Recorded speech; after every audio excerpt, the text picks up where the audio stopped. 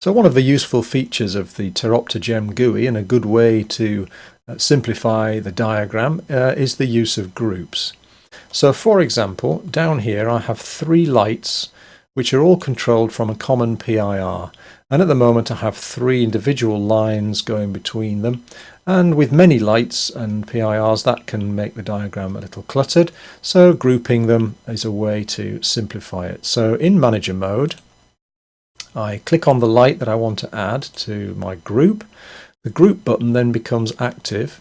I have these plus and minus buttons, and I can advance to the group number that I want. Lots of groups are available, so let's say that I want to use group 4 in this instance, and a green 4 has appeared there.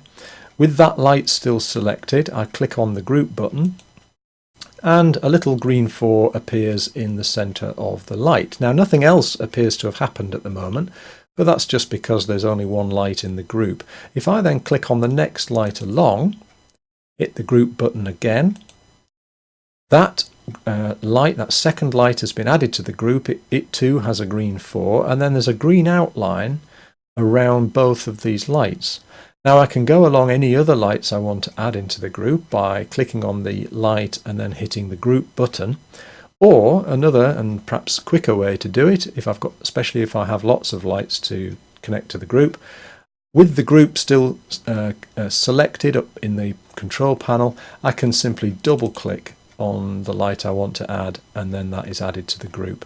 And when I move the lights around now, you can see that the outline follows the outer extent of where the icons are positioned on the screen. So these icons now are all linked together, and I now only have one connection. So this PIR basically controls that entire group. So when that PIR is triggered, all these lights will go on.